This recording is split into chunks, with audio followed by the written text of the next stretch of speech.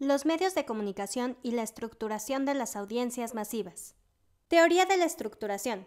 En el capítulo primero del libro La Constitución de la Sociedad, Bases para la Teoría de la Estructuración, Anthony Giddens aborda los elementos constitutivos para una teoría de la estructuración, integrando varias perspectivas que establecen un marco para interpretar la vinculación entre el sujeto, la acción y la estructura. El punto de partida de Giddens es la hermenéutica. Para este autor, describir acciones sociales implica conocer las formas de existencia que se manifiestan en estas acciones. David González Hernández desarrolló estudios sobre las culturas contemporáneas, un espacio-tiempo en sistemas sociales, las propiedades por las que se vuelve posible que prácticas sociales discerniblemente similares existan a lo largo de segmentos variables de tiempo y de espacio, y que presenten a estos una forma sistémica. El modelo de Giddens, para el primero, los medios de comunicación en las sociedades modernas son importantes, pues inciden en nuevas formas de acción e interacción, nuevas maneras de relacionarse con otros y con uno mismo. Es decir, Thompson sienta las bases para un sistema teórico social de los medios, que permite pensar la modernidad considerando el legado del pensamiento social clásico. Diálogo interdisciplinario, la recuperación de las tradiciones. Para establecer la compatibilidad entre los autores resulta pertinente examinar las tradiciones teóricas y metodológicas que restablecen con sus respectivas críticas. Teoría social y hermenéutica profunda. Es en este último donde se desarrolla un sistema teórico que permite interpretar las sociedades modernas en relación significativa con los medios de comunicación.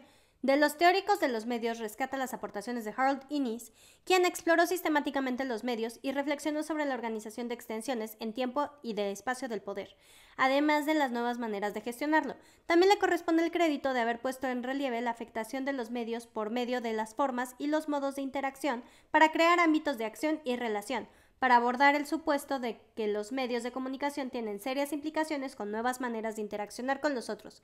El autor recurre en gran medida al interaccionismo simbólico. Las fuentes del pragmatismo de la semiótica peirciana. Un signo o representamen es algo que significa algo a alguien en algún sentido o calidad. Prepara a alguien, es decir, crea en la mente de aquella persona un signo equivalente, o quizás un signo más desarrollado. Este signo que crea lo denominó interpretante o el primer signo. El signo significa algo, su objeto. Las fuentes de modelo de la mediación múltiple. Televisión, audiencias y educación presenta varios ajustes desarrollados en su modelo de la mediación múltiple. El concepto de mediación resulta un aporte sustancial para abordar la interacción entre audiencias y televisión. Orozco ha reconocido conceptualizaciones previas donde la mediación se ha aceptado como filtro o como intervención explícita entre sujeto y un fragmento de información, o como resultante del control social en la reproducción de lo real para las audiencias por los medios. Sin embargo, el desarrollo conceptual de la mediación inició con el español Manuel Martín Serrano, a partir de teorías sistémicas. Para Jesús Martín Barbero, la mediación poco tiene que ver con lo que plantea Martín Serrano. En su prefacio de la quinta edición reconoce que el medio mismo se puede convertir en mediación, debido al espesor que ha tomado la mediación tecnológica, pero sin olvidar, advierte que la cultura también es mediación. Enfoque social y proyecto simbólico. Para llegar a esto, se exploran las interconexiones entre los cambios institucionales de los medios y el mundo sociocultural moderno. En este sentido, el análisis de la naturaleza de los medios está en los contextos sociales, tanto de producción como de recepción. Thompson explora cómo los medios han influido en la vida cotidiana. Este es un planteamiento para pensar los medios de comunicación a partir de la conformación del sujeto en situaciones sociales y en la configuración de las posibilidades de modificación o fortalecimiento de un yo en relación con nosotros. Los medios producen una interminable lista de experiencias, pero para lo que se distingue a este tipo de experiencia es que se aleja temporalmente en contextos y espacios distintos. Sociedad del significado. Sin mucho contraste con el planteamiento anterior, Jensen designa el pragmatismo o la acción semiótica como el elemento constitutivo de la sociedad del significado, donde son las instituciones y los sujetos a partir de sus acciones los que conforman dicha sociedad. El concepto de acción semiótica es emergente en contextos sociales que, afirma, se generan en forma local y situados históricamente.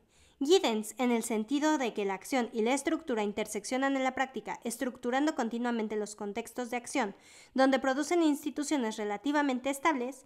Respecto al sujeto, Jensen reconoce la reflexividad concebida por Giddens como el segundo componente de la teoría de la estructuración, en el sentido de que el sujeto atribuye el significado a las negociaciones de la vida diaria, incluso cuando el significado no está formulado de manera consistente. La sociedad multimedia. Relaciona varios procesos estructurales que intervienen con las prácticas de la audiencia televisiva. De acuerdo con Orozco, el trabajo pionero de James Lull puso en debate la relación de la audiencia con el medio televisivo. Las propuestas teórico-metodológicas. La cuasi-interacción medida tiene como característica que su campo de interacción se extiende más allá del espacio y del tiempo. Interpretación y reinterpretación. Cuando la necesidad se ubica en una constitución creativa del significado, una explicación interpretativa, las formas de interacción y de cuasi-interacción medida establecidas a través de la apropiación. Semiótica social y la teoría de la comunicación de masas.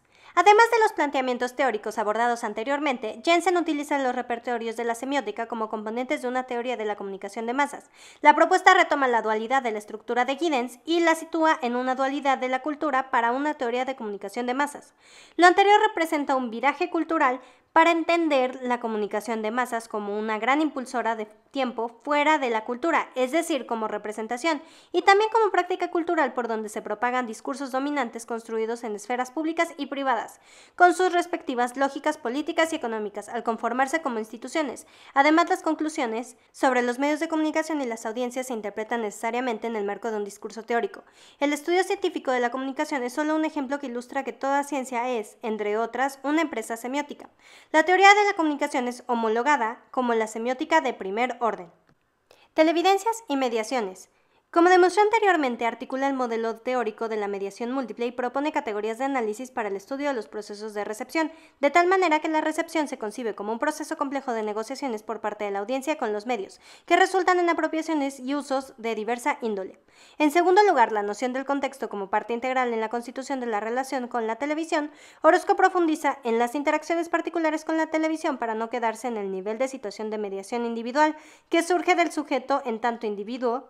Mediación videotecnológica, que consiste en la mediación que produce la televisión misma como la manera de estructurar los géneros y formatos. Mediación de referencia, la cual implica las características que sitúan el contexto social como el estrato socioeconómico, la cultura, la procedencia geográfica, la etnia, el género, los cuales intervienen diferencialmente en la interacción del sujeto con los programas televisivos. Las posibilidades de un modelo teórico-metodológico. Por una parte, esta teoría interaccional resuelve el tipo y los niveles de interacción que permiten situar a sujetos en un tiempo-espacio y en un contexto específico, y explicar el carácter simbólico de las relaciones entre sujetos y con los soportes materiales. El concepto de cuasi-interacción medida puede extenderse en el caso de la televisión si relacionamos lo que Orozco denomina el vínculo policromático, con el fin de hacer visible la complejidad de la interacción con la televisión o los medios de comunicación masiva. La teoría de Claus Jensen aporta el punto de partida fundamental para conocer los esquemas subjetivos, es decir, los modelos de interpretar la interacción con la televisión. La reconsideración de la actividad de la audiencia supone esquemas de interpretación conformados por procesos subjetivos relacionados con los niveles de interacción dinamizados en sectores culturales, mediante vínculos con estructuras de significación. Conocer el escenario permite saber los niveles espaciales y de interacción de los televidentes. En conclusión, a lo largo del texto se hizo especial énfasis en las perspectivas multidimensionales y conceptos que pueden ser entendidos en su relación estructural con otros conceptos. Con este trabajo quedan como supuesto los avances dados en el ámbito internacional en los estudios de recepción y comunicación.